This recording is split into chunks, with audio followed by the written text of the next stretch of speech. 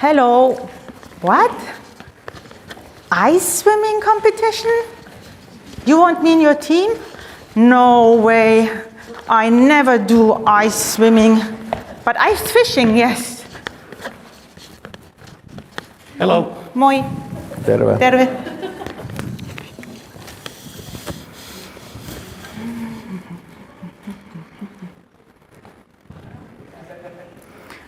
Wow.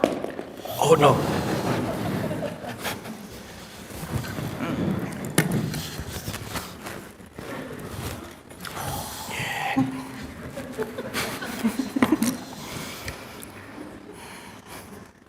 Yo.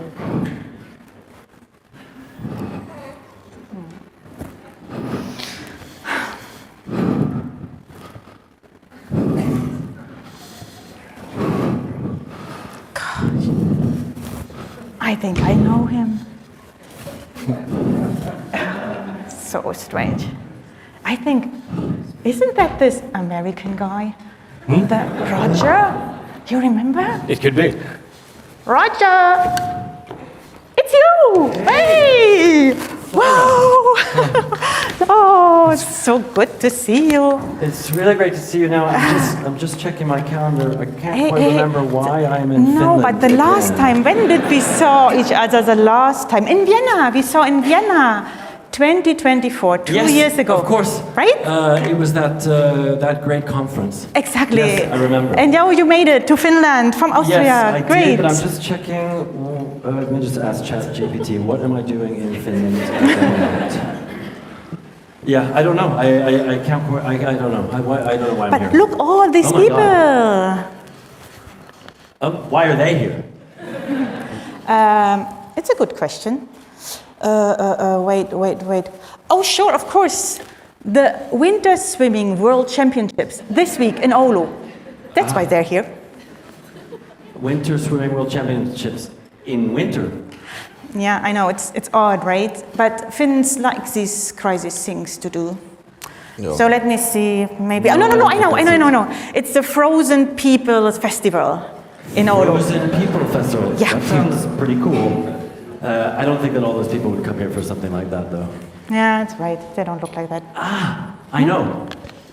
The 2026 is the European Capital of Culture in Helsinki. Not in Helsinki, in Oulu. Not in Oulu. Come on, Thora, you're such a joker. Of course, it's here, right here, in Oulu. Are you sure? Yeah. Okay, I think I would just ask around, like, oh, this guy. Hey, sorry to disturb you. Why you are here, actually? We wonder. Perdona? Oh, it's a Spanish guy. Okay. Hablas castellano. Okay, yes. ¿Qué haces aquí? But girl, I'm here for the ECSA. Like, don't you know it? It's like the coolest ECSA event of citizen The science. ECSA? Like this? No. Come on. You need first of all my hat. I mean, it's please. for all, No. Then you need these things for your shoes. Yes. Take this. And you also need those things also for your shoes. For then my you're shoes, good. okay. And maybe give some of those people, because I'm not sure if they are really prepared to hear. Okay, I'll take care of that. Cool. Ja. See? ECSA. Sorry, mä en ymmärrä. Siis, kenen ECSA tämä on? Ei siis ECSA. Ei ECSA, vaan ECSA.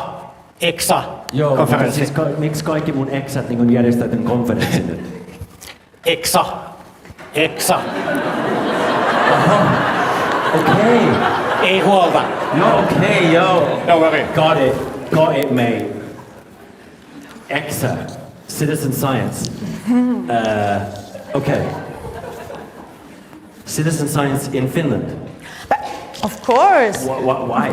But we have citizens, people. We have science, so we can do citizen science.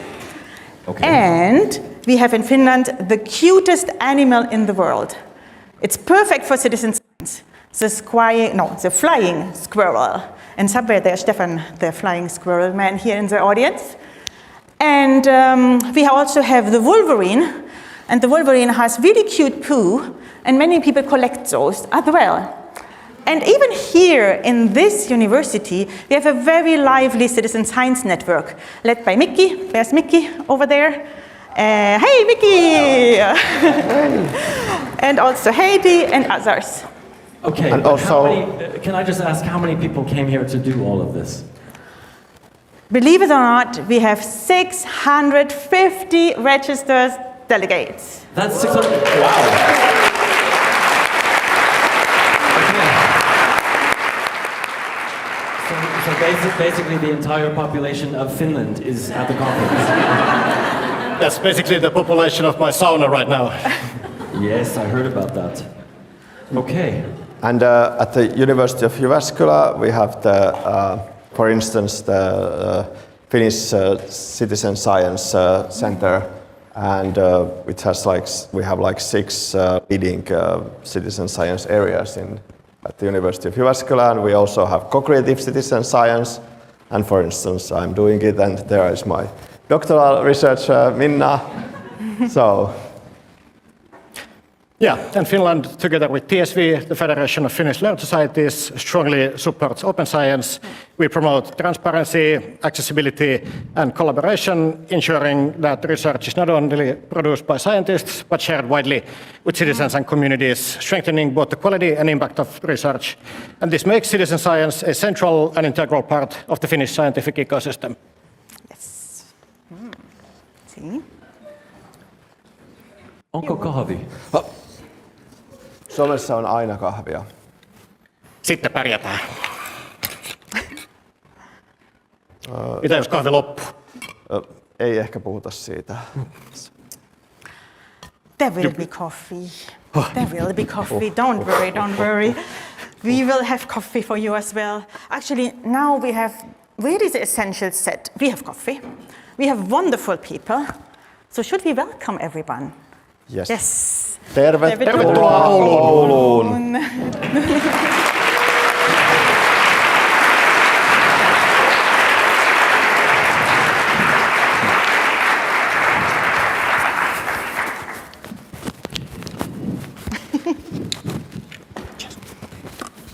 Now it's hot.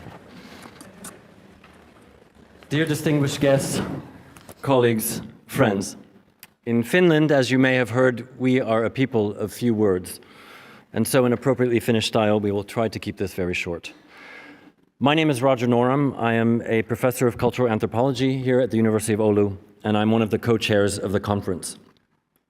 I want at the beginning thank our dear team, colleagues Anna and Sanna, our local committee and scientific committee, our incredible colleagues at Nomad IT, and our wonderful ECSA team members.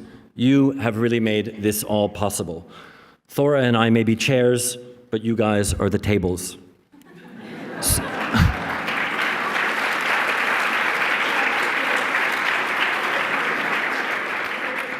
Sturdier, more useful, and harder to replace.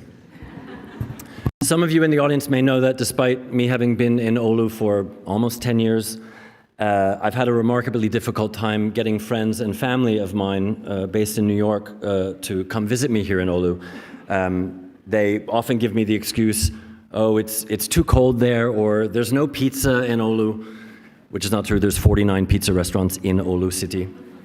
But even colleagues elsewhere in Finland seem to find it quite difficult and have a sort of endless supply of excuses for why that particular month, they really can't travel north of Espoo. When someone usually says that they want to come to Oulu, the most appropriate response is typically, are you sure? So we were a little shocked when the registrations started coming hot and heavy, and to be perfectly honest, a little surprised that so many of you wanted to come here. But since you were coming, we thought we would time the snow to fall at just the right moment this morning as you were coming to your sessions. We found budget to order extra sunshine yesterday for the reindeer farm visits, and we made sure that the saunas will be extra warm tonight. And I hope that looking around you now, you feel that it was all worth it and you know why you came. So thank you to all of you for coming this far to visit us here.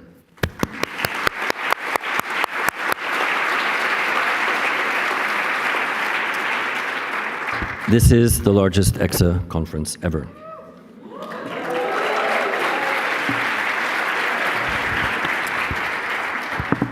And at a time when so much of our work as citizens and as scientists are hidden behind screens, shared documents, carefully planned and timed Zoom meetings, there's somehow something quietly radical about coming together in person.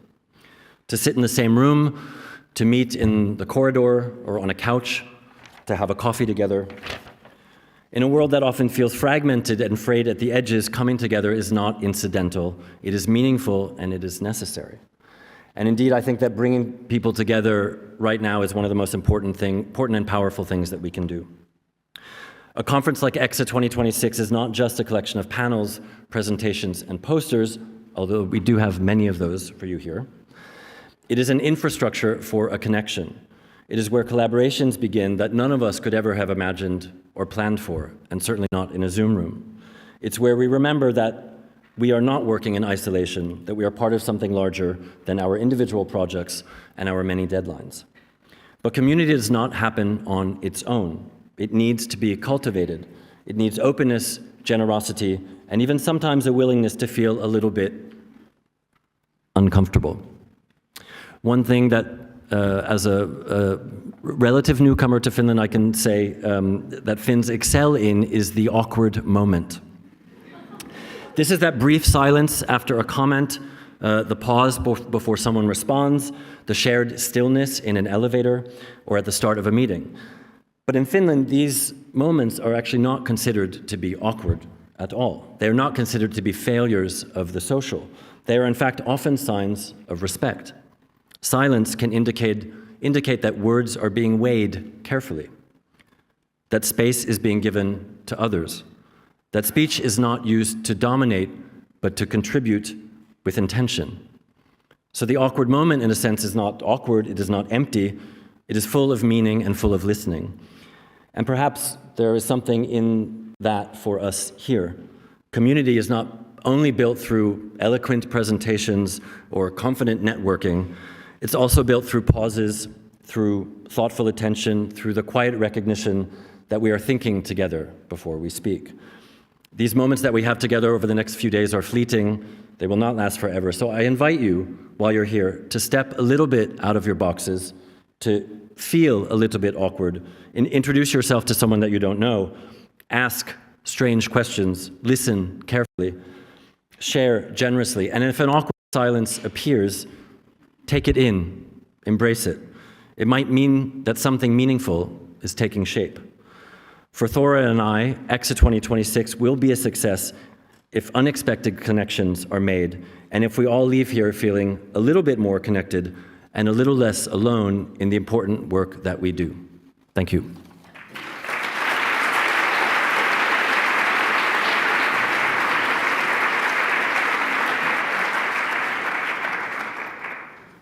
Okay, so how did this all start?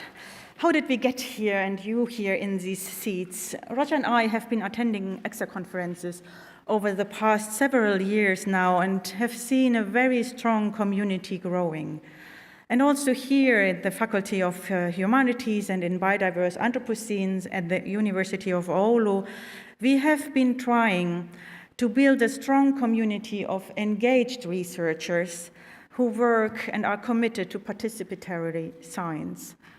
The university leadership has also prioritized this. So we have seen some real synergies growing in the past years across these groups, across these communities, and also really have looked for ways to bring citizens and scientists and policy community together. I myself have worked for many years in norths and in different norths on peripheral regions and also with marginalized communities. So I saw how important it is to bridge not only geographical center and periphery, but also epistemic center and periphery, and also institutional center and periphery. And it is this topic of bridging that we hope will guide us in this week that we're here together.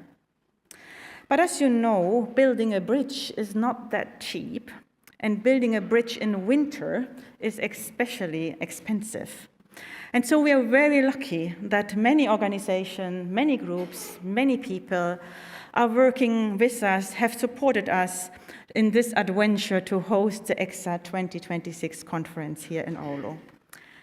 So we are particularly thankful for the financial support of the Federation of Finnish Learned Societies, you met Joni, the University of Oulu, Biodiverse Anthropocene, the Eudaimonia Institute, the Sapphire Restoration Program and the Front Resilience Program, but also the Oulu Convention Bureau, the Eudaimonia Institute, the City of Oulu, and so many others, Spotteron, and of course the European Citizen Science Project, ESC, and the American Geophysical Union, Advancing Earth and Space Science Journal.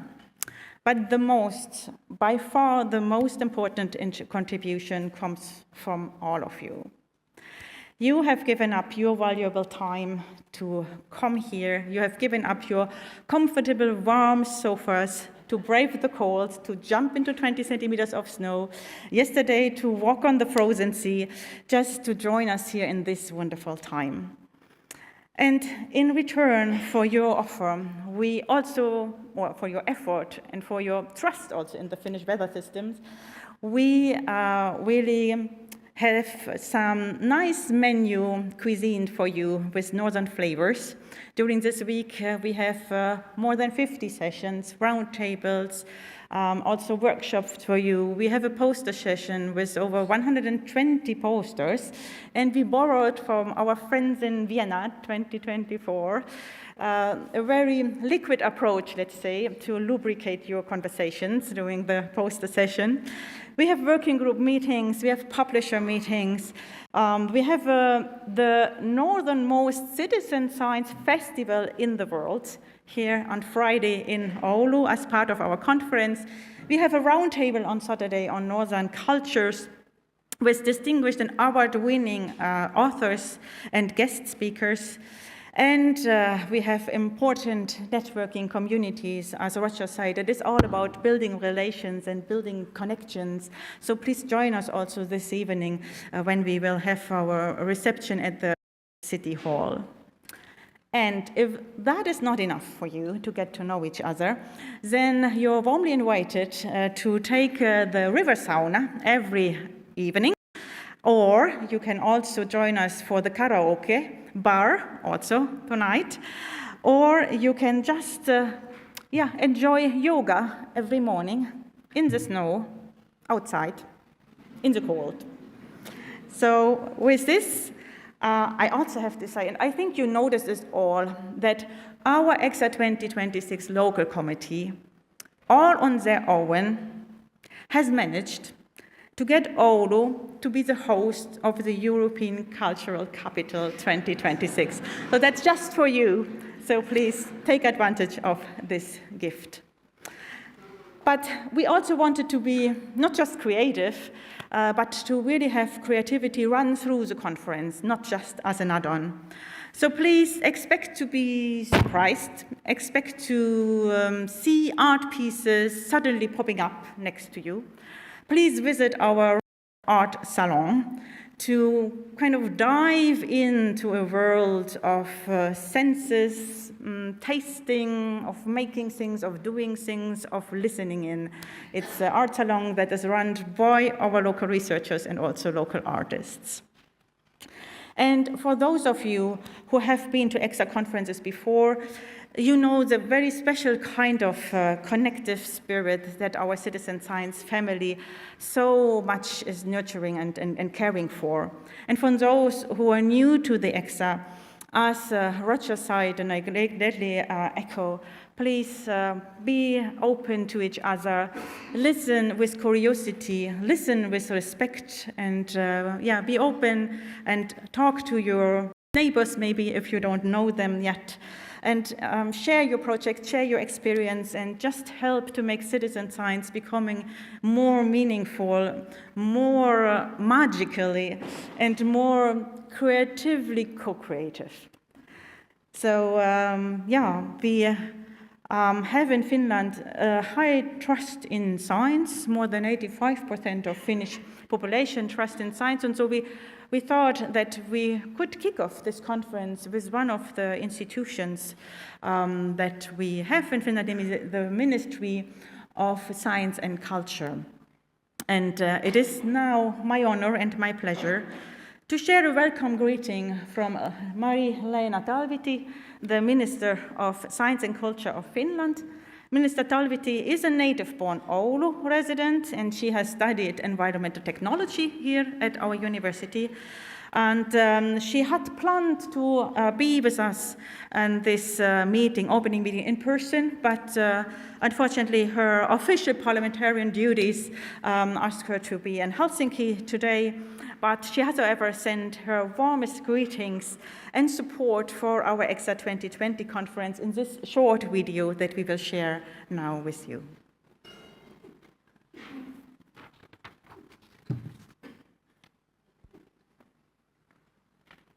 Dear guests, dear participants, I'm delighted to welcome you to Oulu, the capital of Northern Finland and the European capital of culture. It's my great pleasure to open the 6th European Citizen Science Association Conference. I want to thank the University of Oulu for hosting this event. My warmly thanks also go to the European Citizen Science Association for bringing this conference to the Nordic countries for the first time. Today we gather to share knowledge and to learn from one another.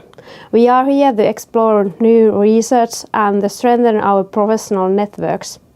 Scientific conferences like this one play a central role in how science moves forward.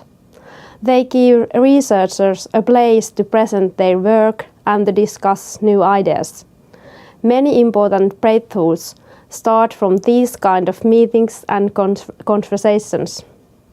Citizen science has become a strong and useful method in research. In some fields, it's now a core way to collect, analyze and interpret data. Citizen science also supports education and strengthens communities. It helps build trust in science. Citizens' science offers a way to support democracy and shared understanding. It can also create new cooperation between companies and lead to innovations. I'm proud of Finland and my beloved hometown Oulu can host this important meeting of Europe's leading minds in citizens' science. This conference reminds us of the values that we share in Europe. In a time of rapid changes and uncertainty, these values guide us. Democracy, equality, and the rule of law are not abstract ideals. They form the basis for mutual trust, collaboration, and the advancement of science. Research cooperation in Europe is more important than ever. Finland and Europe remain committed to the research environment that is open, inclusive, and forward-looking. Esteemed audience, science connects people across borders and disciplines. Alone, we see only part of the world. Together, we can understand it and change it for the better. As the African proverb says, if you want to go too fast, go alone. If you want to go far, go together. I wish you all an inspiring and successful conference.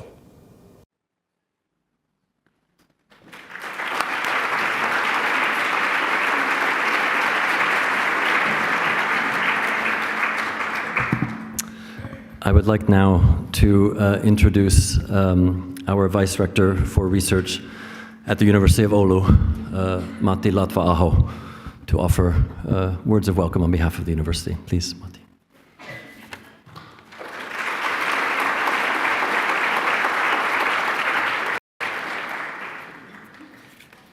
Thank you, Roger.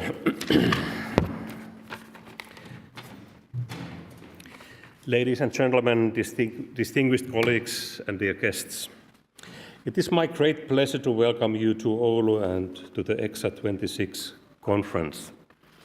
We are honored to host you in a place where the themes of this conference, citizen science and the relationship between center and periphery, are parts of our everyday experience. Here in the European North, at the edge of the Arctic, we understand what it means to work in regions sometimes seen as peripheral. Yet for us, these northern environments are centers of knowledge, innovation, and collaboration. They shape our strengths in Arctic science, sustainability research, digitalization, and resilience, areas where citizen science is becoming increasingly important. Citizen science is at the heart of University of Oulu's strategy. Our university is committed to impact, collaboration, interdisciplinarity, digitalization, sustainability, and a strong Arctic profile. Citizen science speaks to all of these. It is research with society, not only for society. And it strengthens societal trust in science through participation. Excellence in research today requires openness, not just open data, but open collaboration across disciplines and communities. Citizen science is a robust research infrastructure in itself, not just for outreach purposes. It enhances data richness and longitudinal scope, fosters societally relevant research, builds research literacy, democratizes science, and contributes to reproducibility and transparency. Trust in science grows when science is shared. Finland is uniquely positioned to lead participatory research. Our educational culture, high levels of institutional trust, a strong civil society provide a natural foundation for citizen science. We also have a tradition of voluntary associations and utilization of local knowledge. The University of Oulu is well positioned in the Finnish and European citizen science landscape. Our citizen science network is anchored in our Arctic strategy. We offer international masterclasses and courses in citizen science, and many of our Horizon Europe projects have a strong citizen science components. We are also actively engaged in European networks that advance the field. The Arctic context is central to our work. Oulu occupies a strategic point between subarctic and Arctic regions of Northern Europe. Rapid environmental and societal change in the Arctic makes local knowledge crucial. Remote geographies benefit from distributed scientific observation, and the Arctic teaches us that observation must be a shared responsibility. Our long heritage in digital ICT research, especially in wireless technologies, which is my own field of research, shows how digital tools can expand participation. Sensors, AI, mobile technologies, and data platforms enable participatory science, allow science to scale, and ensure that science remains meaningful throughout societal participation. A timely example is Muuttolintujen kevät bird migration tracker, a citizen science mobile application developed at the University of Jyväskylä that identifies and reports bird species based on their songs and engages the public in observing and reporting spring bird migration. It demonstrates how well-designed digital tools can mobilize thousands of contributors, enrich ecological datasets, and strengthen the connection between research and society in real time. Over the coming days, I encourage you to explore some of the following questions with curiosity and openness. How can citizen science help community facing climate pressures? How can it strengthen societal and technological resilience? How do we ensure digital tools empower rather than exclude? How can we create meaningful collaboration between researchers, communities, and decision makers to shape sustainable futures. Oulu is a fitting place for this conversation. We are a university committed to northern science, to green transitions, to digital innovation, and to resilient societies. And we know that none of this happens without strong partnerships across regions, disciplines, and communities. Thank you for being here and for the important work you contribute to this field. I wish you an inspiring and collaborative conference. Thank you.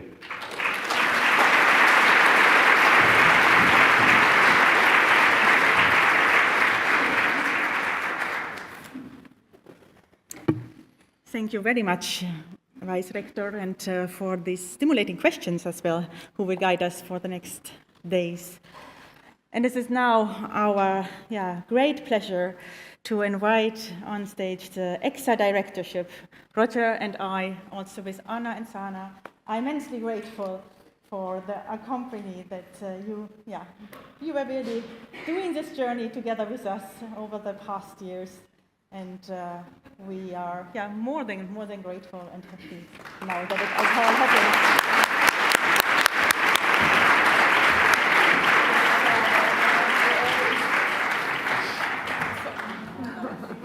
Thank you so much for your kind words, Thora and Roger. My name is Susanne Hecker, and I'm the elected chairwoman of the European Citizen Science Association, and it's my great pleasure to welcome you here in Oulu, if I may, as in that role of chair of ECSA.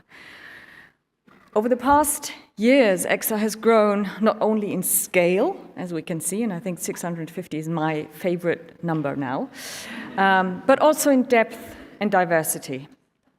What began primarily as a space to convene a community has evolved into a structured and dynamic network shaped by a wide range of voices, practices, and ambitions.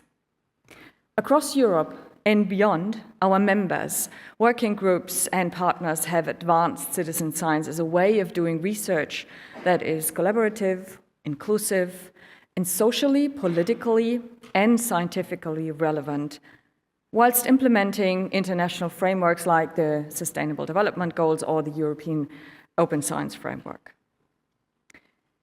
Together, we have moved from connection to consolidation, from meeting and exchanging to collectively building the infrastructures, relationships, and shared understanding that allow citizen science to thrive in different political, cultural, and institutional contexts. This evolution mirrors a broader transformation in research and society. Citizen science is no longer peripheral. It is increasingly embedded in funding frameworks, policy agendas, and institutional strategies. With that visibility comes responsibility. Our theme this year, Citizen Science Bridging Centre and Periphery, speaks directly to the strategic challenges of our time. In a world marked by deep political upheavals, widening inequalities, and contested democratic norms, the divides between centers of power and perceived peripheries are becoming more pronounced geographically, institutionally, socially, and epistemically. Citizen science there has the potential to act as a bridge. We've heard that before.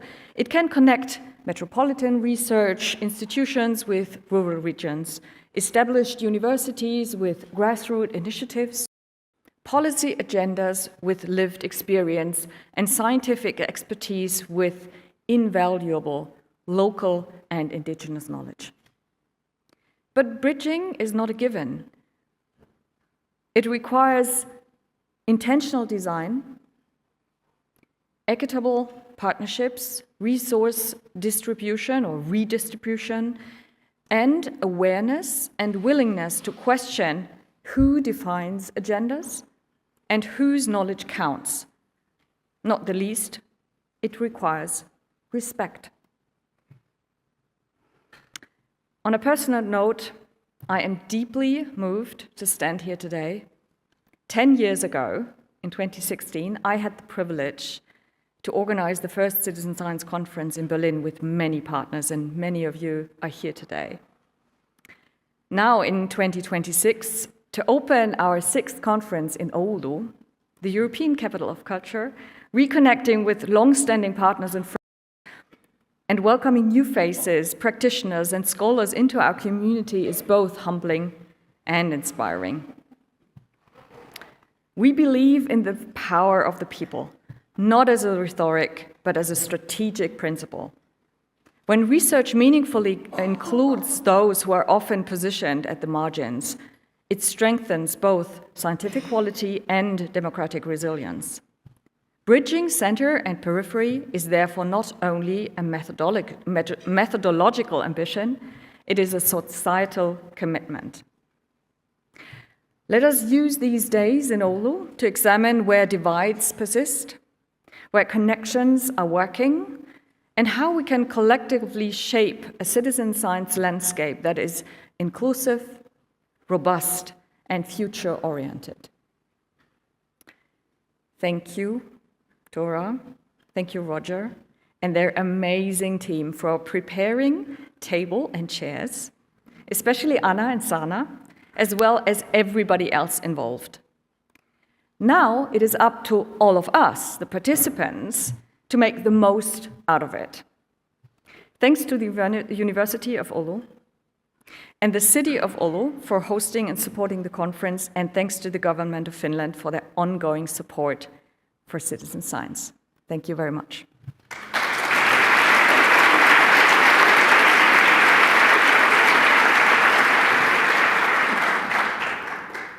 Thank you very much. I'm Muki Haklai. I'm the vice chair together and working closely with Suzanne and with Dorte on the activities of ECSA.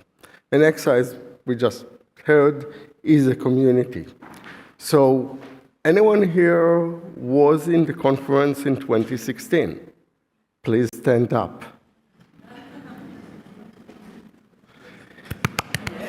Now, anyone here, stay up, please. No, stay up, because there is something important that I want to ask you to do. Now, anyone here is in the conference for the first time? Woo. Okay, so the people are here for the first time. Notice the people who are here for a long time, and you need to talk. ECSA is a really welcoming community, and one of the things that I really love about citizen science is how amazing the community of practitioners and researchers in the area. Don't be afraid to go and ask anyone a question. There is no such thing as stupid questions. Even if you ask, what about data quality in citizen science? Which, you get fed up after a while, but still it's not a stupid question. It's a relevant question. And also you can ask about motivation, if you want to.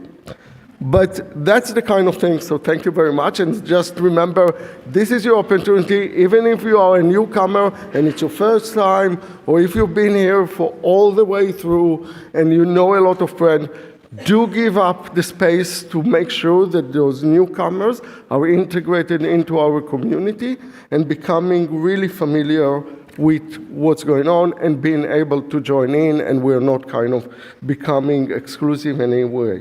And you need to remember that views that are expressed in the conference will bring different worldview and different ways of viewing the world and understanding it and thinking about it and thinking about the issues of it. And within that, we need to remember that citizen science can be a political act. Now, if you are a social scientist like me, you'll say, well, it's always political. But if you are a natural scientist, you say, what are you talking about? It's not political, it's just collecting evidence from nature. And we need to be a community where both epistemological views and worldviews are living together. And that's just a really trivial example towards other political and world issues that we might experience. So we will need to be respectful and accepting to the different views. Maybe it will us uncomfortable. Maybe it will be representing us in different ways, but we need to remember that people are coming here in order to share the view, and we need to interact in a good way between each other. And that's got us into the next thing. So, members of the board of ECSA, please stand up. And those are the people who are dedicating their free time, because the whole board is based on volunteering, to support the organization and progressing. And we need you to help us. And the way that you'll help us, if you are already a member of ECSA, start thinking about reaching out to the members of the board and ask them what it's like to be in the board. And there are also past members of the board, I'm sure, here, isn't it? So if you can stand up too and kind of share that people can recognize you and identify with that. On Thursday, we have a meet and greet, so you can come and talk with us, but start thinking about our next elections and your opportunity to become member of the board and shape this organization. And the opportunity is not just for people in later stages of their career. We need all the energy that we can get from all stages of the experience. So thank you very much. You my co-members of the board. And I'll pass over to Dawson. Yeah, thank you very much, Muki. My name is Dort Riemschneider. I'm Managing Director at ECSA. And it's amazing to see so many people here, and Roger said it, over 600 people, and actually I would like to know where you are all from, but we don't have the time. But I would like to ask all people from Oulu and also traveling from inside Finland here to stand up now.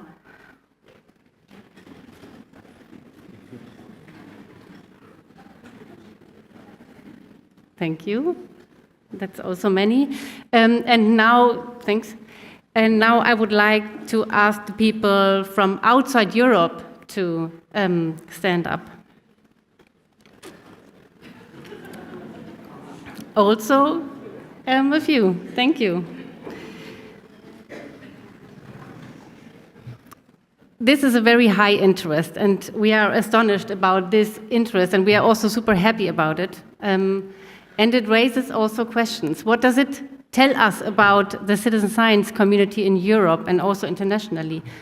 Does it tell us about citizen science in general in Europe? And I will not answer this question. But I think Oulu is a great place to have this conversation. So I know that we have a very dense program, but we also have built-in space for having conversations, discussions, for anything that doesn't fit into a session format.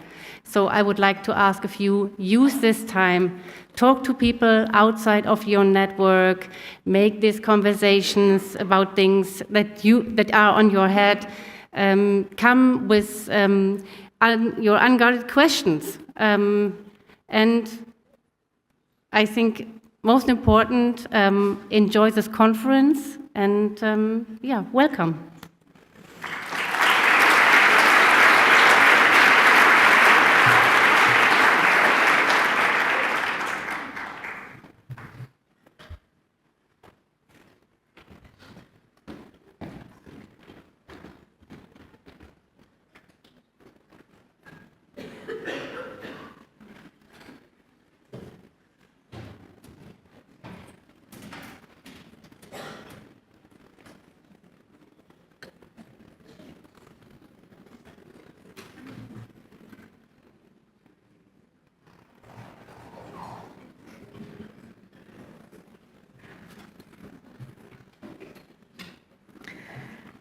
Yeah, it is now our great honor and pleasure to introduce our two keynote speakers, Professor Camilla Brattland and Professor Bente Sundsvold, who will be delivering a joint keynote today.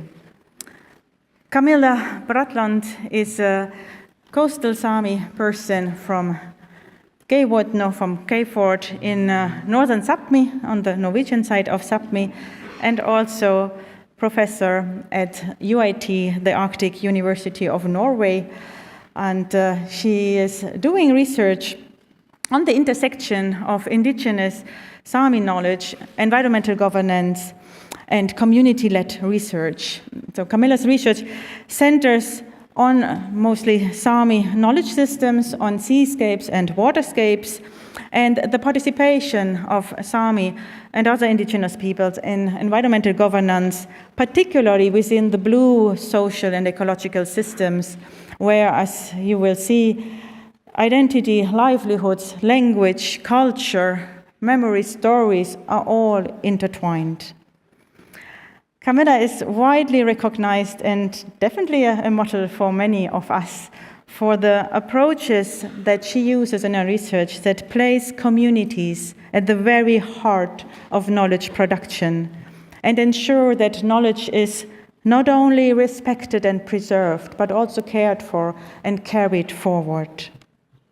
Professor Brattland is very actively involved in major collaborative research projects, some of them in the Dietno River up north, others also in the I Lake Setana project that look into salmon fishing cultures, and projects that helps build bridges not only between disciplines, but also build a dialogue between indigenous knowledge and Western knowledge. And this is very important today because it's thanks to Camilla's work that we can see how inclusive and really respectful research can lead to much more equitable and more sustainable and more just environmental governance practices. And what makes Camilla's scholarship so remarkable for all of us is her very strong commitment to community and to participation. Knowledge is not something that we study. Camilla's work shows us that knowledge is really something that we share, that we protect, and that we nurture together and carry forward. And joining this afternoon with Camilla is Bente Sundsvold. Bente also comes from northern Norway, like a little bit southern part, but is also living in Tromsø, where she is associate professor in visual anthropology. Bente teaches in a master program on visual and multimodal anthropology and has played and still plays a central role in guiding also early career researchers in very engaged research and engaged filmmaking especially. So her research teaches us here together in this conference on qualitative methods, on visual ethnography, and on approaches such as multi-species approaches and other than human approaches to social science. Alongside Bente's dedication to teaching, she's also leading collaborative research. She was leading the Fruglarveit project that looked into ways how local knowledge can help address environmental challenges. She was also taking part in the Food Coast project. And in general, you will see in her research, it highlights how relations between humans and other than humans as a life form can shape knowledge and can shape resilience and also a sustainable way of life. So both of Camilla's work and Bente's work together in this keynote, I think they challenge us to see things differently, to listen maybe more closely, and also to think more broadly about the connections, about the relationalities that sustain life and culture. So please join me in very warmly welcoming Professor Camilla Brattland and Professor Bente Sundsvold. Thank you so much.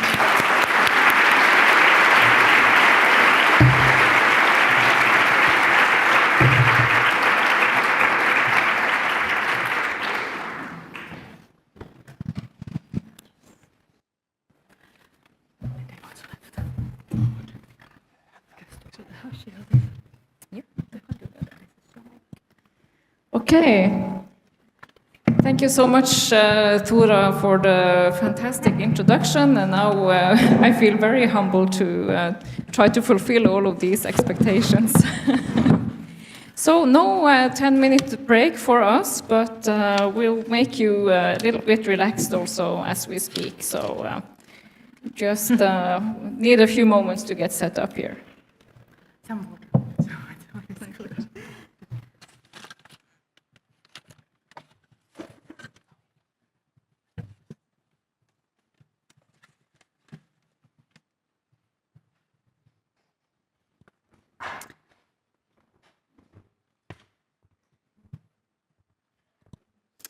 Joo, både baby, täällä huistura kutni, mitä täällä taas Oulus, täällä Eurooppa hovda kauppo tanjagi. Thank you so much for inviting us here to Oulu, the European capital, cultural capital this year. So as Thora said, and also many of the introductors today mentioned, what we would like to talk about is to how to bridge different knowledge systems, bridging the center and the periphery. And we put on this title, Bridging Indigenous Knowledge with Citizen Science. And we'll provide some nice examples of Sami narratives of climate and biodiversity change. And I hope this will inspire you for the rest of the conference.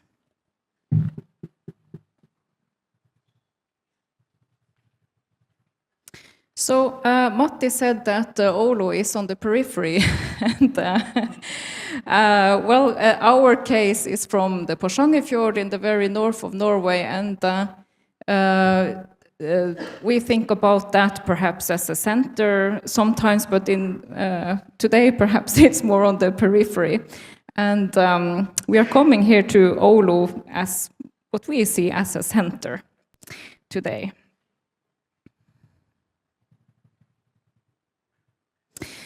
Yeah, so our case, we will take you to the Porsangerfjord. And one of the key issues when it comes to citizen science perhaps is the ability to make observations visible. And the Porsangerfjord is the story of how observations of climate change, of biodiversity change remain largely invisible and have been silenced in government databases, on national narratives about climate change and about fisheries. And for instance, this image, I think, provided to us by Oulu, which is the leader of Mari-Leena, the local Sea Sami center that we work together with, illustrates. It's from 1987, in an age long before we had handheld smartphones and apps to help us record these observations. It's from the invasion of seals to the northern Norwegian coast. And it was an event that really put a gap in the history of the social ecological system of the fjord. Before the seal invasion, before the introduction of the cod quota system that followed the seal invasion, people talk about a system with abundant resources, where they had the ability to fetch, to live from the land, from the resources. And after this, after the dramatic changes in the climate and environment, they talk about an empty fjord.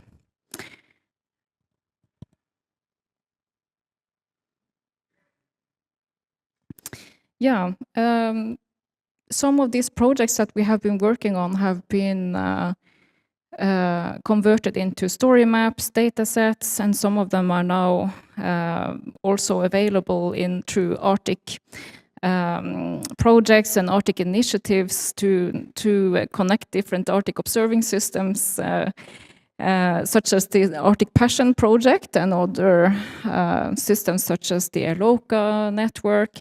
So I just wanted to guide the attention to the fact that there are all of these ongoing Arctic observation and local knowledge mapping projects, and I hope you will. There are many of them presented here today, and there's an opportunity to follow those projects also through other platforms.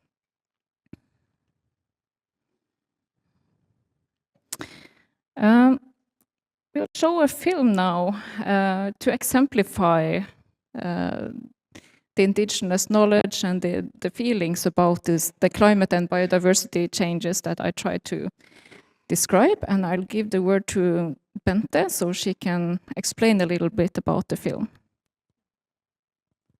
And while you change the system. Thank you, and thank you for inviting me.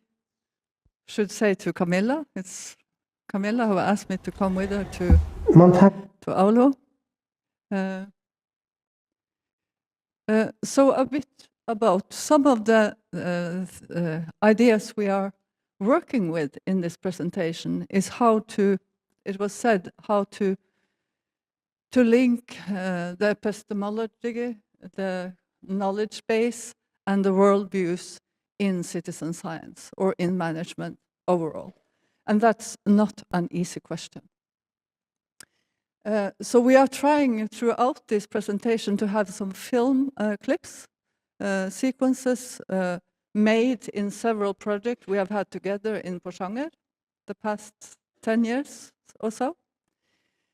So I will come back to the film, but we thought it was nice to go there and see what it's like to be a fisherman. This might be 15 years ago he's speaking. Yeah. So please, can you screen? Aldri på det at det kunne bli fritt for fiske på Porsangerfjorden. I hvert fall gjorde jeg det aldri. Nei, det var ikke... Den tanken streifet meg ikke engang. Den var usannsynlig.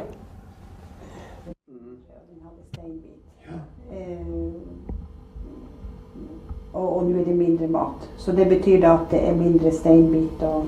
Ja, så starten på elendigheten var nok antageligvis allerede sånn som mange hevder på begynnelsen av 50-tallet. Så tidlig?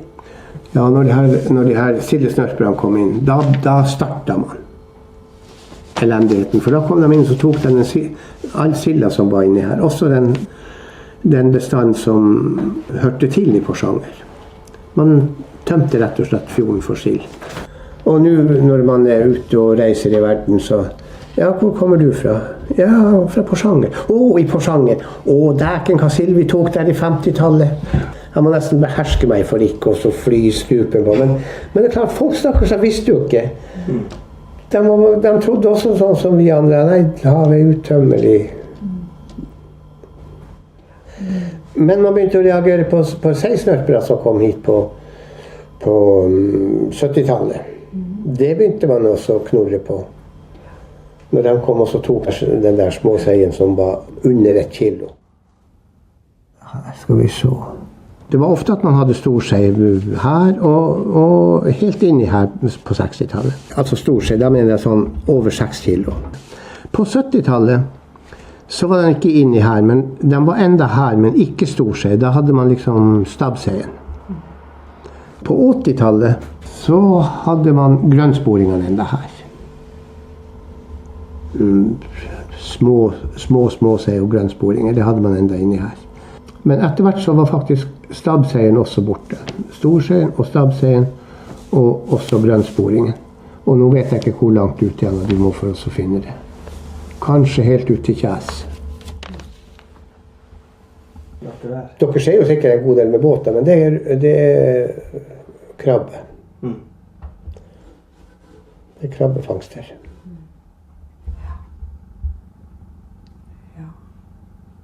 Det er litt vemodig egentlig. Russekrabbe er jo godt, men jeg hadde foretrukket seimølja innimellom.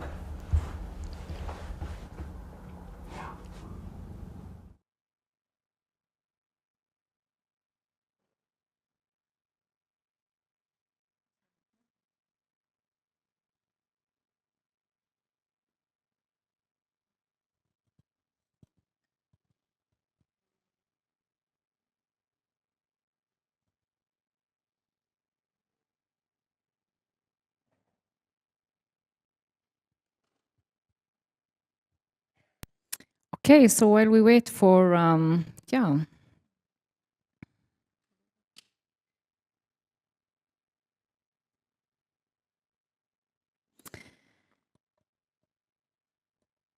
Yes, so,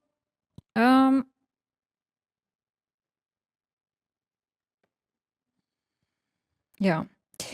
So the films that we made are one of, well, now it turned into, there were multiple films throughout the duration of the projects, and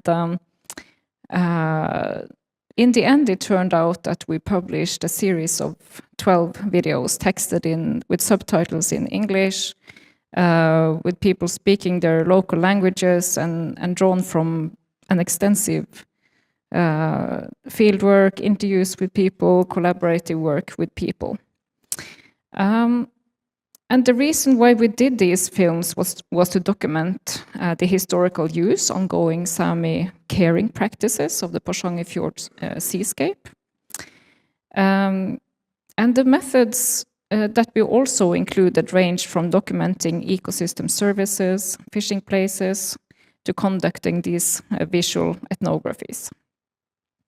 We used map-based interviews, collaborations with local knowledge institutions and community-based researchers in the field, where subsistence and nature use data were collected and curated as spatial datasets that can now be integrated in open data platforms, such as the Global Biodiversity Infrastructure. And although this kind of citizen science approach makes indigenous knowledge and nature use, it can make it more visible on the map. It also involves extraction and distillation of parts of a system of knowledge, practice, and belief, with the risk of compromising the values and perspectives of Sami knowledge holders, such as Hartvik in this film.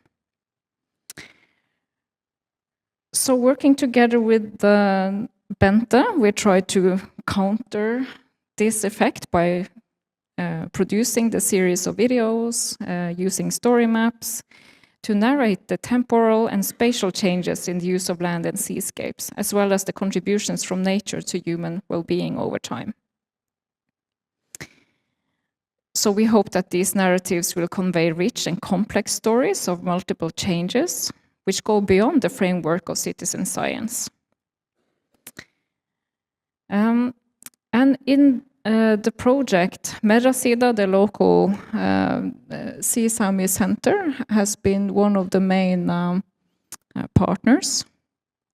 It started with the municipality of Porsanger calling for help from researchers actually in the beginning of the 2000s to document the changes, to help visualizing what they saw as a major knowledge gap in what was then the government data on business as usual. Yeah, so this is an overview of some of the knowledge holders or the locations of the interviews and the collaborations that we had. It's 15 of them. Yeah, you can just scroll further down. And in many ways, it's a critique of the approaches that were normally used for mapping change, for mapping biodiversity. And Bente, maybe you can say a little bit about your approach to this.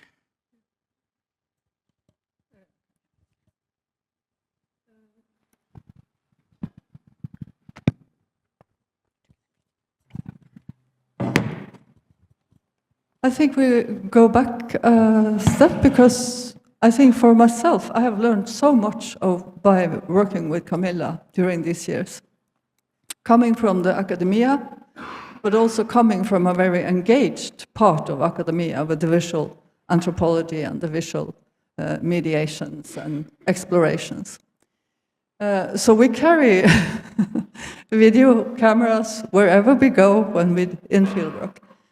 So this was a project where we were trying to map, or I was curious, related to how is nature made governable.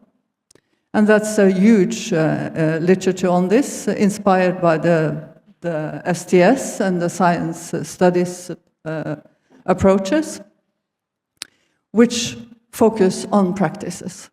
So how are the scientific practices done? So I was joining in a biological commission team by the directorate, mapping the NIN system, the Norwegian Biodiversity Mapping Program or Action Plan for keeping biodiversity in the country. So I was curious, how is this done? How is it done? So I was quite surprised when I came in the field, and I was hanging behind a biologist during the day and learned a lot. But what surprised me was that he was carrying the tablet with him, and of course the system of NIN was in the tablet, so he was registering while we were walking in the landscape, on species, on landscapes, on differences in the landscape, on rivers, and all this. By doing this, he was immediately sending that info directly to the database of the directorate. So what a powerful tool to go in the field and link to a database and have it accessible for anybody. During this trip, we were walking in a scattered landscape of, how can I say, abandoned houses and livings, but they were also there. I knew the place quite well, so I knew that people were using this landscape every weekend and came back to their homesteads very often. So we were walking in people's backyards and in the gardens, and we were identifying black listed plants, which went directly into the database. But I was also very surprised about the competence of the biologist on how he, through the plants, through the landscape, through the biology, could trace a cultural history of settlement. Where had the agriculture been? Where have the differences between the fields, the infields and the outfields been? And all this. So I learned a lot, but I was also had to ask him, because we were working in this cultural landscape, why don't you ask people about these things? I mean, they know the history. They know which fields they have been growing and which field they were making for the beta, for the grazing. So then they said, yeah, we do that when we meet them. But the directorate doesn't give us money to put local knowledge into our system, or so that we can meet with local people. So this was kind of a eye-opener for me, how the governance of biodiversity was done in our country. This is almost 10 years ago. And another thing is that this landscape he was mapping and identifying, they are called semi-cultural landscapes in the categories. And that's landscape made by nature and humans. So we came, how can I say, when I started to work in Porsanger, there came up like a national scheme of cultural landscapes all over the country. And the Gorohat Sandvika Peninsula was designated one of these landscapes. When this was done, I followed that process as well. When that was done, this had to be the basis. But politically, the interest was that it was a Sea-Sami landscape. So here is some gaps in how we, in a way, can include local knowledge also in that, scheme. And I think that's also one of the issues here, how the local knowledge really have a lot to learn us about both biodiversity, but also about diversity, cultural diversity, which we need to protect both. This is the deal. We have to make both. Yes, and some of the challenges with it's great. It's good initiatives, and people can also contribute through with their own observations through this national species diversity bank, Artsdatabanken. But some of the challenges for the Sami community is that there are no terms in Sami language that people recognize if they want to upload observations about species in their own terminology, for instance, and it's also just bits and pieces of their full life experience that gets included in databases such as this one.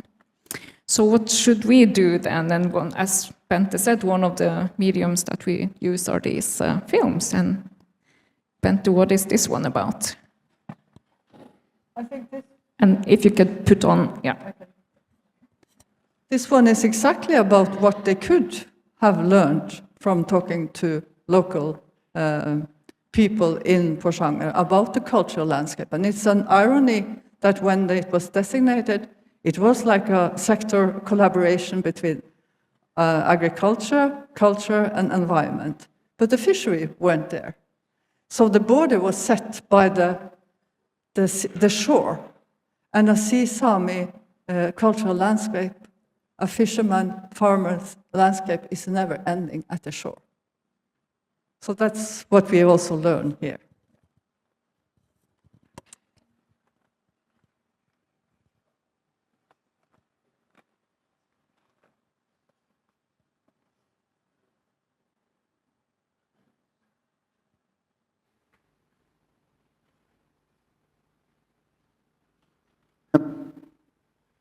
For folket.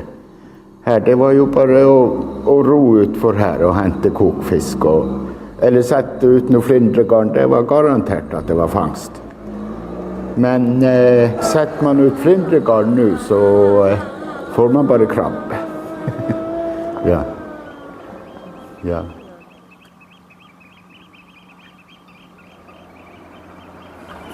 Men ellers fjorden har jo vært brukt, altså Herrmann her også har jo vært brukt fjordfolket her til, det har jo vært eggsanking, det var jo også matauk før i tida, ja.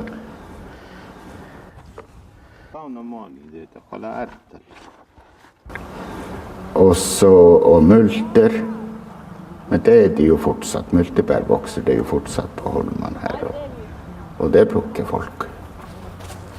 Det gjør det. Blant de Herrmann også. Nå vet jeg jo at det eksisterer jo planer om fredning også av Indre Porsanger. Ja, der finnes planer om det også. Og hva tenker du på om det? Nei, det kan vi ikke godta. Her har vi forvaltet fjorden og Herrmann på våres måte. Her er ingenting å frede. Og hvem den skal fredes for? Eller, vi er ikke til noe fare for fjorden. Tvert imot, det kan jeg også fortelle deg sånn som de Herrmann du ser her. Det er et kjempeområde for fugler og hekker. Og hver vår, i hvert fall i 40 år, så har vi organisert folk dit for å ta ut rev, som ellers ville spist opp og skremt alt av fugleliv. Ja. Jeg kan ikke tenke meg hvor mange dugnadstimer som er satt bare til det her i fjorden. Ja, så det bygdefolket som vi avtaler at først så tar vi turer ut straks isen løsner sånn i begynnelsen av mars, så tar vi turer og ser om vi ser spor på holmen etter det. Ja. Og da organiserer vi for å jakte på det. Ja. Og det har hendt enkelte år at vi ikke har klart å få tatt reven. Og da ser vi, og det har virkning i flere år, det der at når reven har uroa fuglene som jo spist egg, så fuglene forlater området. Og det har vi jo eksempler på. Vi har jo holma her i fjorden hvor det kan man si det er umulig å få has på det. De er så store. Og det er ikke noe fugl. Det finnes ikke.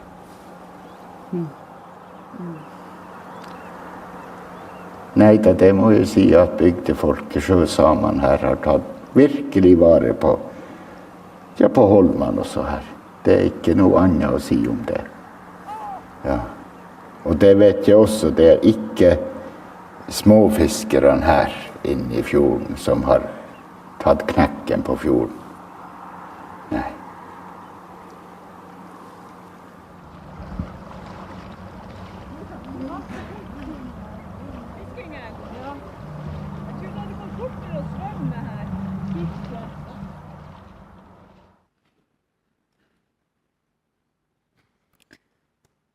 Yes. So, and I think that, Bente, do you want to say something more? Yeah. So I think that one of the issues, perhaps that we encountered, we also tried to develop a survey on the phone to send out to people, but some of the issues is that why would people even respond to a survey? Why would they be interested in doing that? It's not in their language, perhaps they don't have time, they are not familiar with the smartphone and so on, perhaps their sons or daughters are. So we ended up with doing this very personal and face-to-face and deeply qualitative work with the knowledge holders. But what we also did was to make these map-based interviews with very structured interview formats, and we had people filling out forms, interviewing people face to face, and then I digitized the data and made these data sets. And it's also connected to a historical work that the Mari-Leena Centre had already done. They had already collected a lot of traditional knowledge, a lot of place names, and stories of changes connected to the place names, and we had the basic kind of spatial temporal changes in the social ecological system. So the data sets that resulted from this work, they have some central variables. They can be presented in online web maps like this, and as I said, also to be shared openly on the global biodiversity infrastructure. And well, it's for presentation purposes, I just included some of it here. And for instance, this is Ove Stødle's harvesting area, and he says that he's using it for berry picking, taking out stuff for making gochi. He's harvesting grass, he's fishing in the lakes, he's doing a lot of activities that's associated with the act of metsästepmi, or being in the space that is nature, you're harvesting nature as part of Sami culture. And I think that throughout the project we had this tension, I guess, me and Bente, between I wanted to make these data sets that could travel and be integrated into the government databases, and then all the time having to also engage with the critique and trying to counter the extractive effect of doing this horrible work with indigenous knowledge.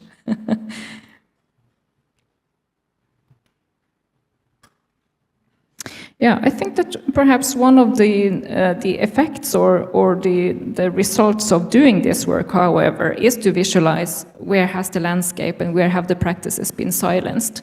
So in this map, the pink areas you see, those are the government mappings by the Directorate of Fisheries, and what they do is that they also do great work in interviewing fishers about the locations of their harvesting areas. It's just that they interview commercial fishers, people who have registered fishing vessels and do it for the living, while the people that we interviewed are those who are harvesting on a daily basis. They are harvesting multiple species.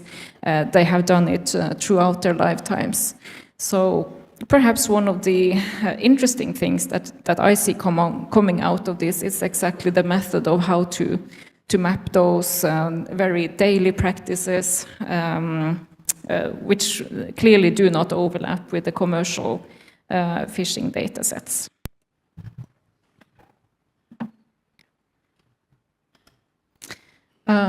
Perhaps another example, this is the paper, one of the paper maps that knowledge holders were invited to draw on during the interview. And it's a lot of information to digitize from this. You can see some of the areas are very tiny. People have very detailed knowledge of every kind of nook and cranny on the bottom of the seascape. And also some areas are of course quite large and flexible because they are used for different purposes and throughout the year.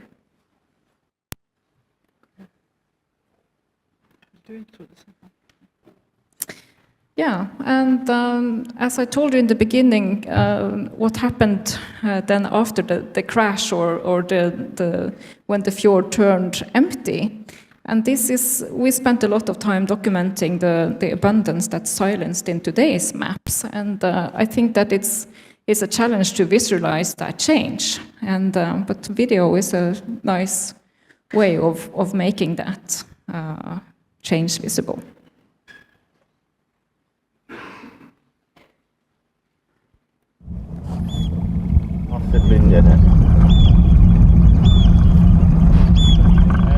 Vuodi pitäsuva.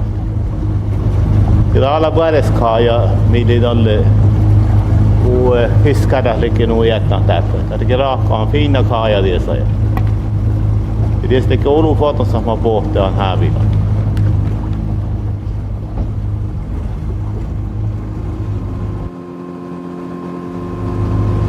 No, da jäukki puolta fiskar täppiä. Ja eilen saat mihkele vuonasta.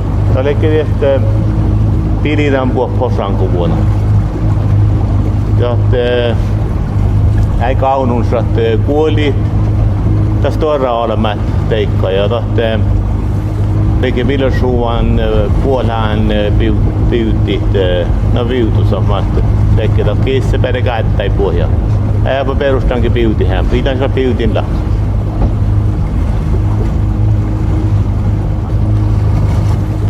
Ta vältte båt.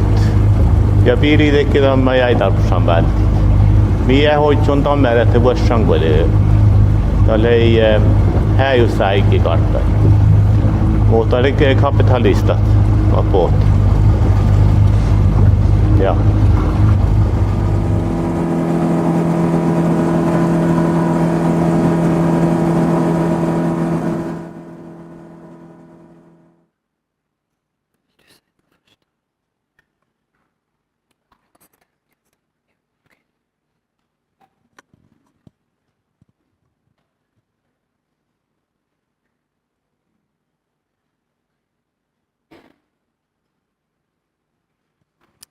Yes, so now we have seen a lot of men talking in the videos, but we did also interview women, but sometimes it's hard actually to make videos with people who are perhaps unfamiliar with what they are consenting to, and we had quite an extensive consent process throughout the project, and I think that's one of the videos that we made with Anni, who is here on the picture. It's a fantastic work, but it hasn't been published, and that's Also due to some of these consent issues that people actually need to, say that it's okay for them to be displayed on a video like this and to be publicly, published online. So for this video, we don't have a video, but it was part of an exercise where we mapped ecosystem services, or so-called nature's contributions to people, for a community. So, Bente? Yeah, I was thinking, I think you said it, that we didn't do the interviews. So it was Mari-Leena's people and local people who did the interviews in order to keep the knowledge at the institution, to avoid all these consent problems. I think part of, because we have been together for, these are several projects in Porsanger over the years. And I also wanted to say, I'm really thankful for that we could, in a way, that there is like a continuum in what we have experienced and in the relation building with the place. Of course, there is a research fatigue, and because of that, you need to keep relations warm, and that's a really important aspect, I think. So with Anni, I think also we should say that this is part of two projects. So we have been in the inner part of the fjord so far. So we also wanted to see how it was on the outer part of the fjord. And there is also a distinction. I mean, Indre Billefjord is one of the few villages where people speak Sami language on a daily basis in the coastal Sami area. So just moving to 20 kilometers further out in the fjord, you come to a completely different situation. So this is also part of what you call the consent discussions here, that people are really, there's so much politics around being a Sami and what can you say and for whom and all this. So Anni, she didn't want to be recognized as a Sami, but she knew exactly what a Sami nature use was about. So talking to her and interviewing her, also walking in the landscape, and which I did after the contact was established, was an amazing discovery of what women know, also in the fisheries, because she has not been a fisherman, but she has been fishing all her life. She knew all the places to fish and all the sorts of fish and all this. So I thought that was a great work, and the last word is not said yet. We're going back.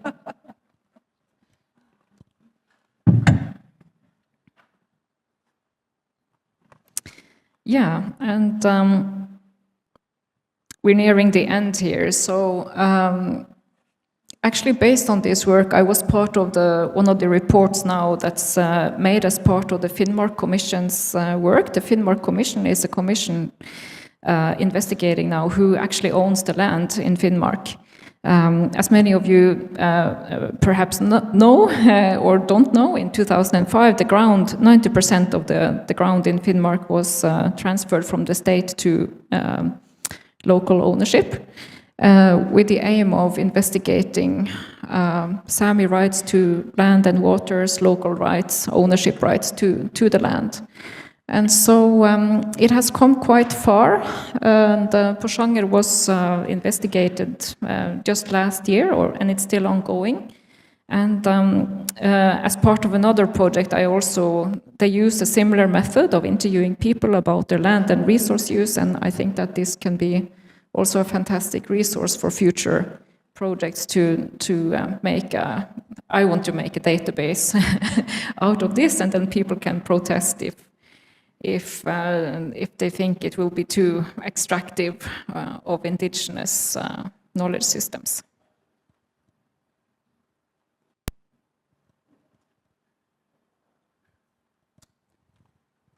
We're going to end with The Good Life by the Fjord.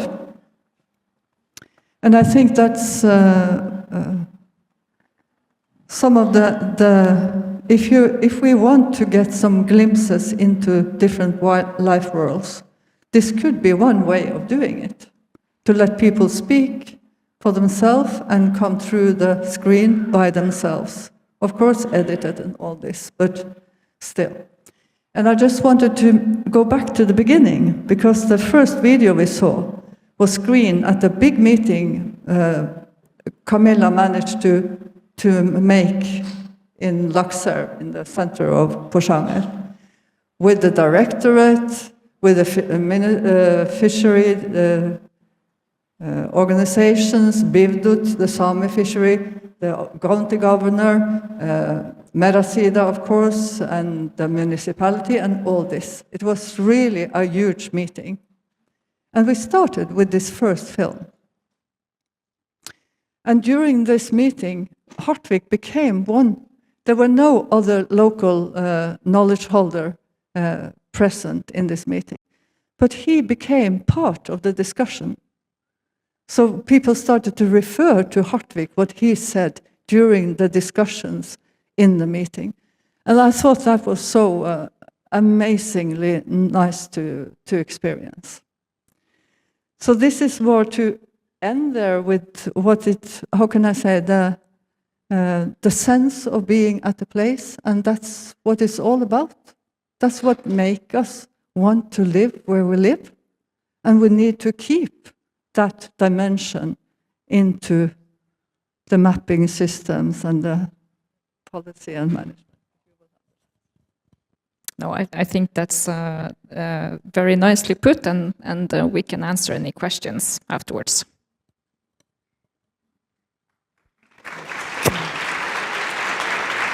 Vad har vi gjort för att du har fortsatt tiden med laxfisk?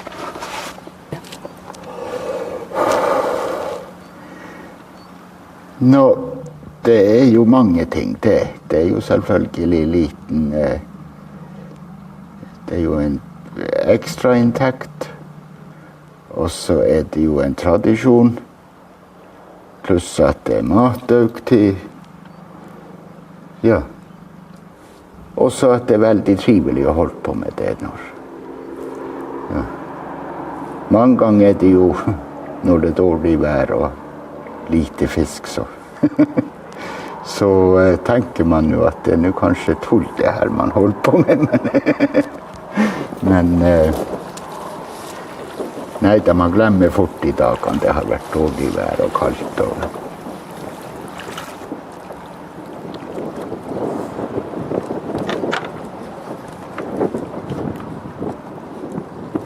Och vad är det som gör det så trivligt? Jeg ser nå på været nå. Ja. Ser det ikke fristende ut å starte ut på fjorden og røkte laksegarn. Ja.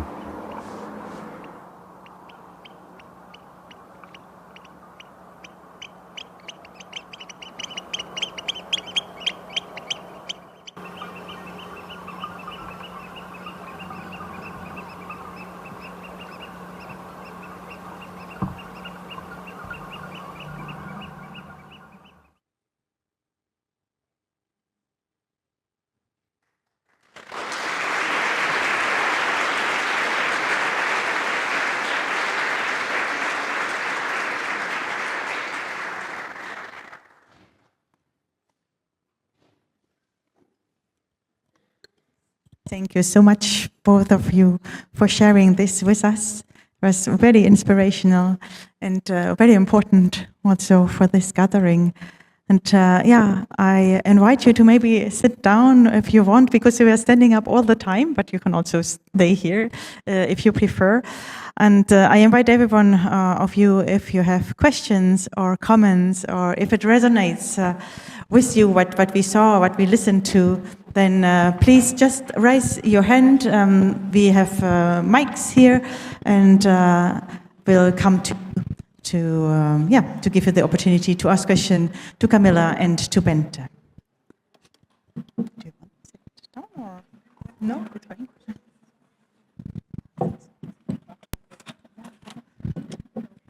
Hello, thank you very much for this really interesting keynote. keynote. Really lovely opening. I was really interested in what you said about consent and people knowing what they're agreeing to. And it resonates a bit with research I'm trying to develop as well. And I wonder, could you share if there were any sort of really unexpected experiences or moments where there was maybe a pushback that you weren't expecting or found challenging to deal with? Thank you.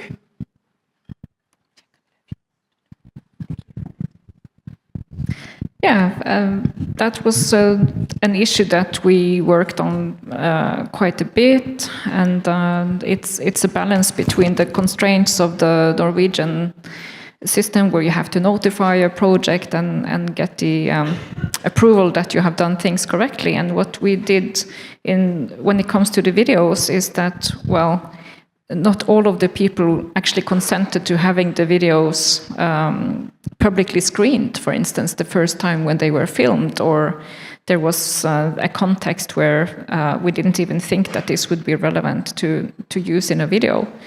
So we had to go through a two-step process. And Bente, you want to say more? Yeah, I think that's what we need to do, working with the video and film. Or images where people can be recognized. And I think actually that it's very nice, because we have to be proper, make a proper job on ethics, working with visual images. So it's not something you just do. You have to build trust. You have to build a relation to people, and that they know what we will use it for, and what's in it for them is also part of what is really important to find out in that process.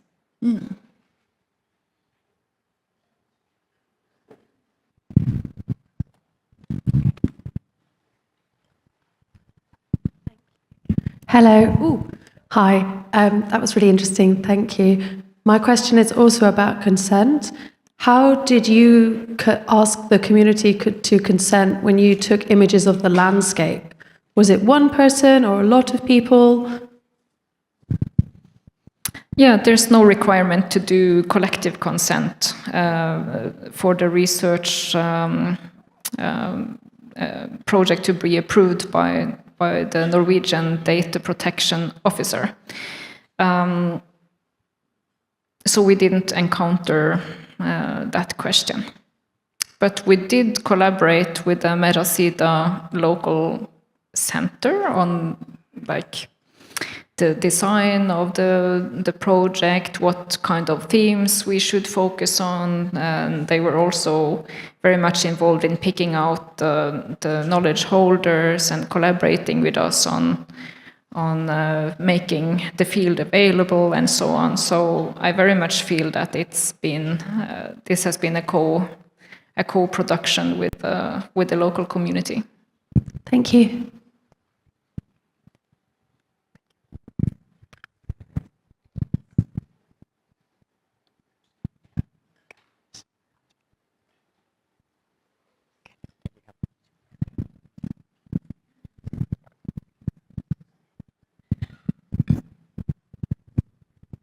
Thanks a lot. It was really lovely to hear all these stories. I'm actually curious about the impact of this kind of work and your work in particular. Like we heard about, for example, the conflict between nature conservation and the local views, and also conflict between the traditional modern ways of using these areas. So how do you see, or has there actually been any impact already that your work has changed how the decision makers or planners or managers of these areas are considering the value of this local knowledge? Or do you anticipate or see that it could have, and how could that impact be achieved? Thanks. Yeah, this is, I think it's a very good question, and something that I guess it's something that a lot of us struggle with. What is the real impact? It's videos on a web page, or it's interviews published in a paper. So what is actually the real change here. And part of the change, I think, is that it contributes to a broader knowledge basis. As I said, some of it is included in the Finnmark Commission report. And now when, for instance, the county governor is establishing a marine protected area in the inner part of the fjord, they use our sources, our maps, our data sets. But it still depends on the political winds and willingness of the local politicians, of the regional politicians, if they want to, what kind of choice they want to make about the management and how to use the resources in the fjord. So actually, as part of the Future Arctic Lives project, we had a few workshops where we asked people, should you now prioritize restoring the fjord and using local and traditional knowledge to restore the cod stocks in the inner part of the fjord, using the knowledge about where species were abundant in the past, or would you like to develop the fjord, for instance, with more salmon farms? And that it depends on the political winds, so to speak. So that will always be a tension, but at least we have produced some knowledge, some data, made some views visible that were not there from before. I think you are just incredible in that part. It's not easy, but I think you do a good job in connecting on that level. But there is a different level as well. And I think that's about how we build communities. And that, how could I say, part of all this project has been an intention to strengthen the community on pride of the past, on knowledge about where they live, and all these aspects. And I see that also in what mentioned the Fugland Veit project in the introduction, in an urban setting, how strongly that can be made by doing actions and making a community voice also in the towns. So I think there are two dimensions which are really important about it.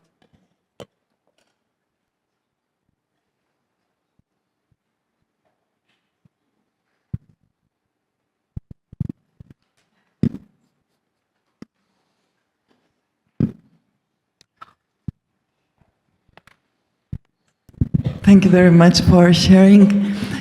After voicing the people and empowering them in this way, when you were talking in the municipal levels, did they refer that some decisions were made due to listening to the voice of the people?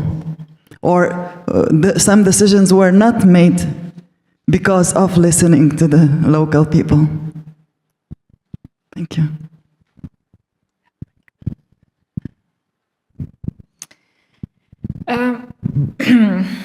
It's a difficult question, and one of the real problems, I think, is actually making the connection between. It's perhaps you have also experienced this, that what is the community, and sometimes the communities that we as researchers work with are actually quite disempowered or disconnected from their own local governments.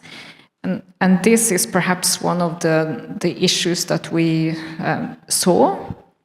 It's that a municipality and the local government has to take into account all voices and multiple voices, and perhaps our research projects strengthen the capacity of some of those.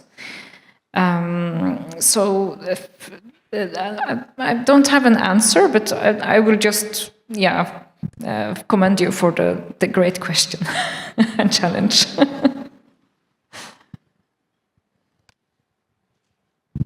Could I also add on the micro level? I was thinking about this meeting in Repvåg between the outer and the inner part of Porsanger Fjord. And they don't meet often. So that's also something about creating meeting points which are a bit outside the comfort zone. And I think that's so important for making alliances. And I think that's actually the one thing we can do.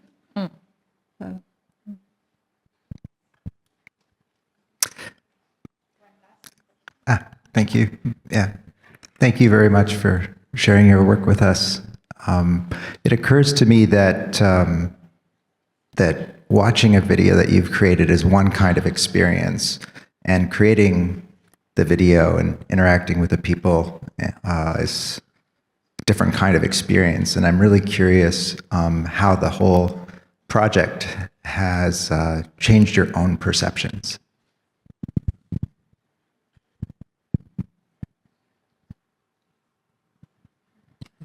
I'm not sure if I understood the question. From the filming part to the editing part, is that your question? Yeah, from actually having had the lived experience of being in these places and talking with these people, has that changed your own personal perspectives? Yeah, of course. And in what ways, if you don't mind sharing? Yeah.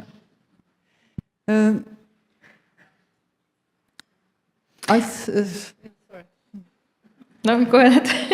I'm not a Sami person, and also working in a Sami community, it's there is a lot of issues to take care of.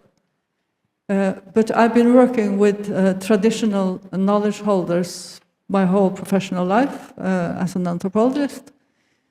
So in a way, I also see how similar things are across the cultural barriers. So I think that's really amazed me, that how much we are in a way grown in order to think categories and to think differences. And suddenly you see that this is very similar, very, not identical, but it's very similar, and it's very communicative between them. So I think this is also part of, when I talked about the alliances, that experience has also made me realize that we need to push the comfort zone in order to make changes. Thank you. Well, I think that it's when you do work as a researcher, you have to continually, question yourself and be critical of your own work. And I think that this going through this whole cumbersome video process, it took lots of years and a lot of time. And I wondered a lot of times, why don't we just do it in a more effective way? We could have achieved the same result with, just making people put some dots on the map and be done with it. So, but I think I learned to be more patient, and actually making these quality videos, which took a lot of time, a lot of resources, a lot of dedication.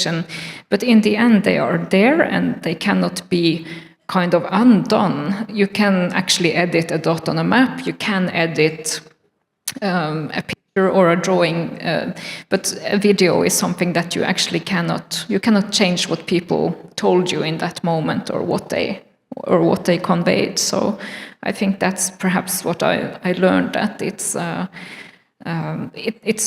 not just about making the data and then we're over and done.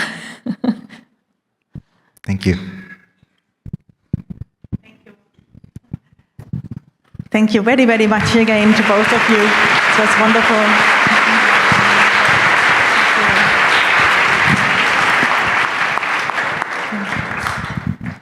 And before we continue, I would like to invite you to join our ECSA quiz and game.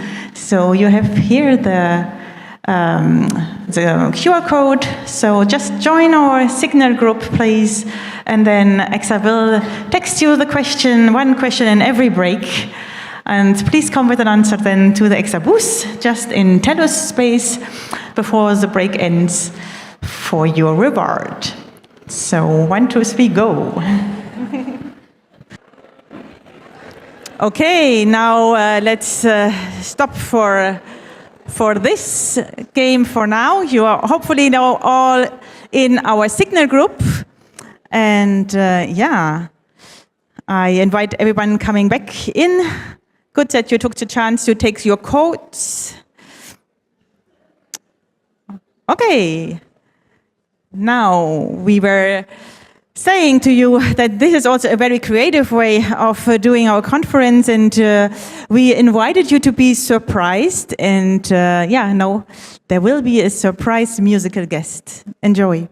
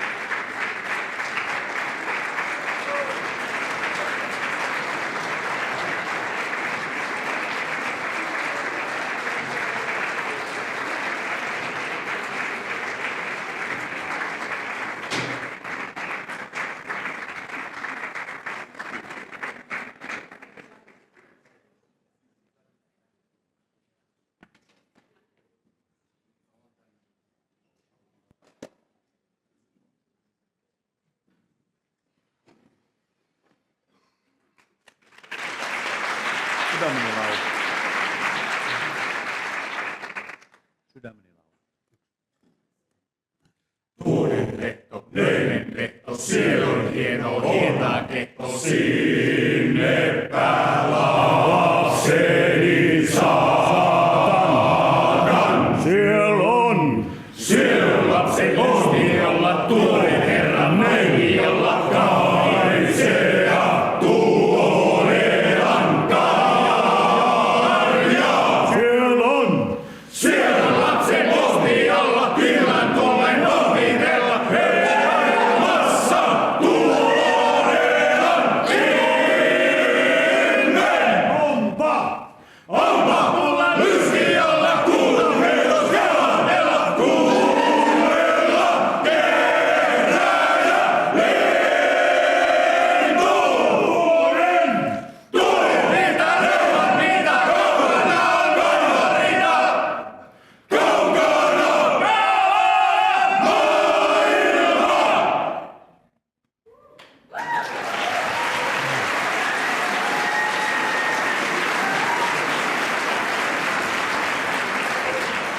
Thank you. We are mieskuorohuutajat, also known as Screaming Men's Choir. You just heard the most famous lullaby of Finland. And we will go with this on the same theme. The following one comes from Iceland. And it's about outlaws at the lava field that probably come and steal our sheep. The only role the citizens have is to fear.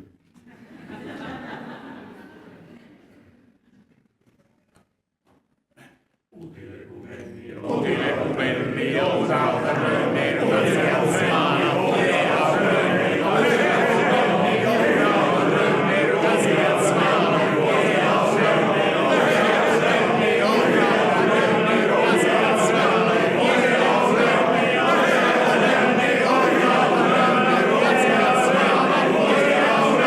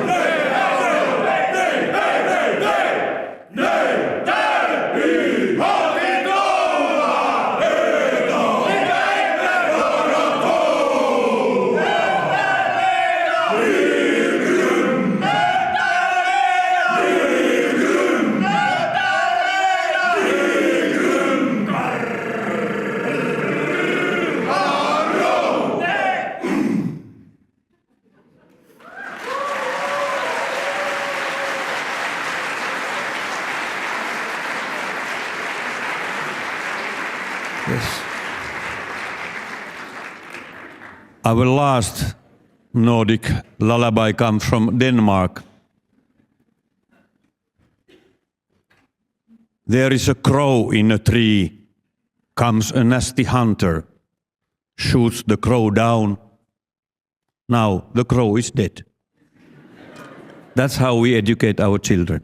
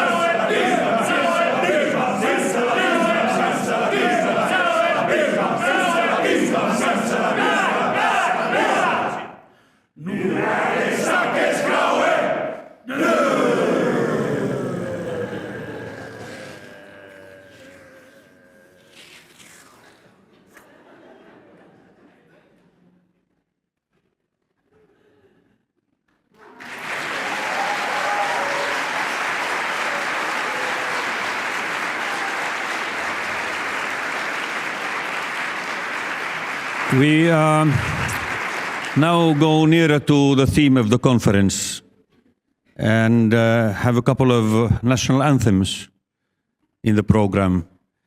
The role of the citizen is often determined in the national anthems, on some level at least. The first one comes from Hungary, and it refers to the relationship with the people and God. Sometimes they ask for mercy, sometimes they give real clear instructions to God how to handle the things. Hymnus from Hungary.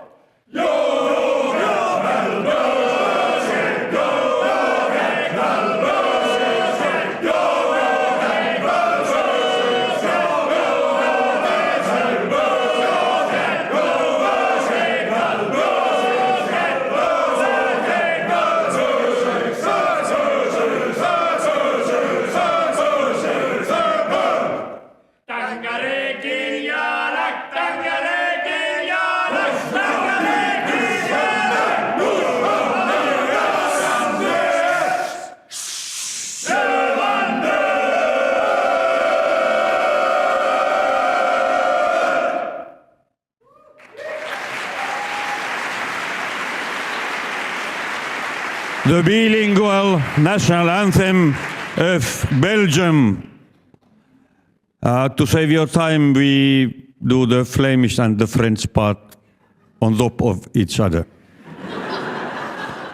Maybe representing the roles and stereotypes of different nationalities in this beautiful country.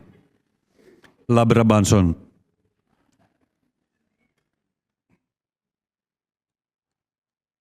O dyrbar België, o heilig land der världen, o dyrbar België, bästa land der världen, o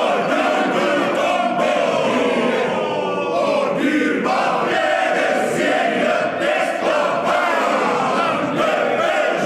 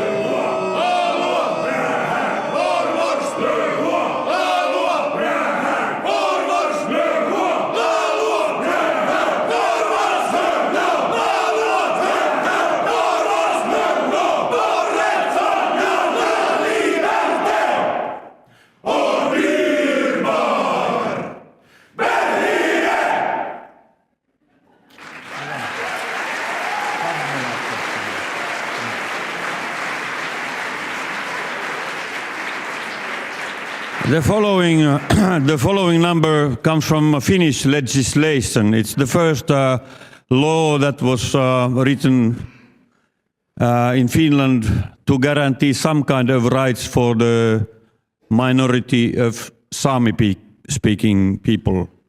And this comes from 1992. I correct, 1991. And practically it says that Sami people have to use the Sami language.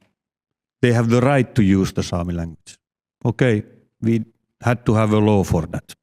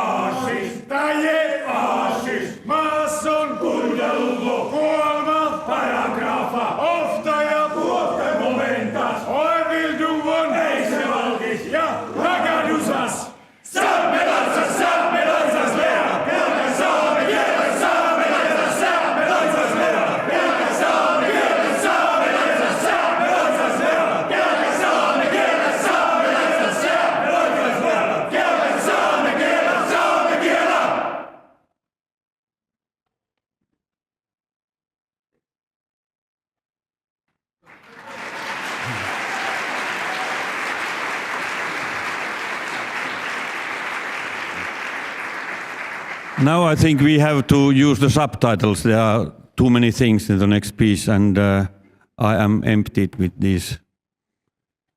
I don't know what they are. The Constitution of Finland.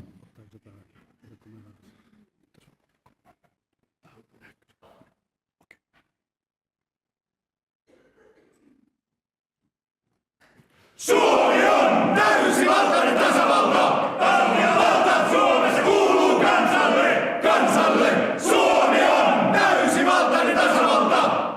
Valta Suomessa kuuluu kansalle. Kansalle. Kansanvaltaan sisältyy oikeus vaikuttaa ja vaikuttaa. Vaikuttaa ja vaikuttaa. Yhteiskunnan ympäristön kehittämiseen. Kaikissa julkisen toiminnan tavoin noudatettava lakia.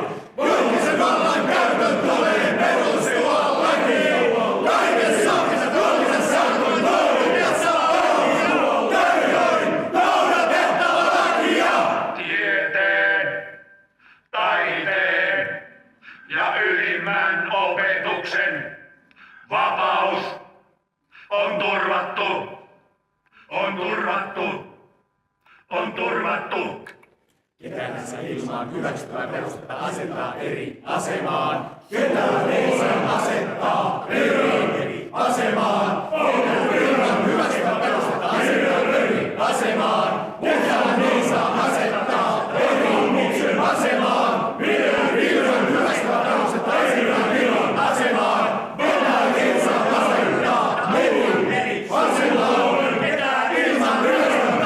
asettaa eri asemaan.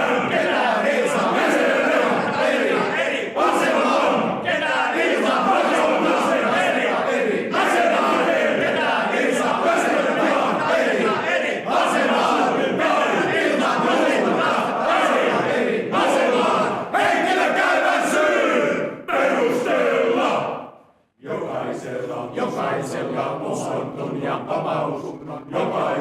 Jokaisella uskonnon ja vapaus. Oikeus ilmaista vakaumus ja vapaus.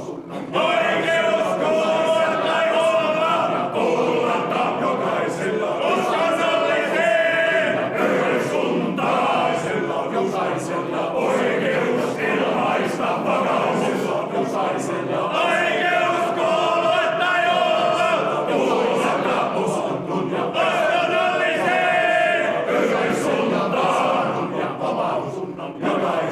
jokaisella uskonnon ja oman tunnon vapaus. Jokaisella uskonnon ja oman tunnon turvattu. Jokaisella uskonnon ja oman tunnon turvattu. Jokaisella uskonnon rauha. Jokaisella uskonnon ja oman tunnon turvattu. Jokaisella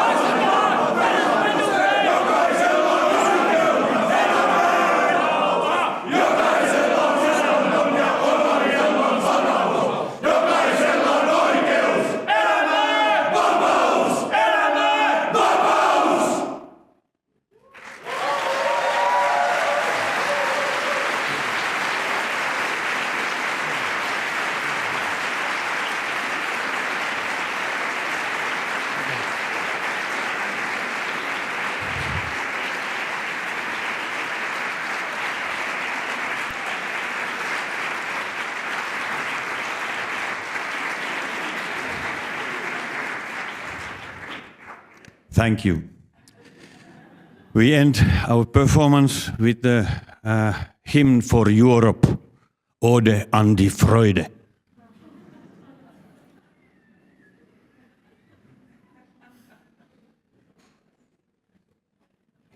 Oh Freunde, nicht diese Töne, sondern lasst uns angenehmere anstimmen und freudevollere. Oh Freunde, Freude! Diese Töne, sondern lasst uns angenehmere anstimmen und Freude, Freude!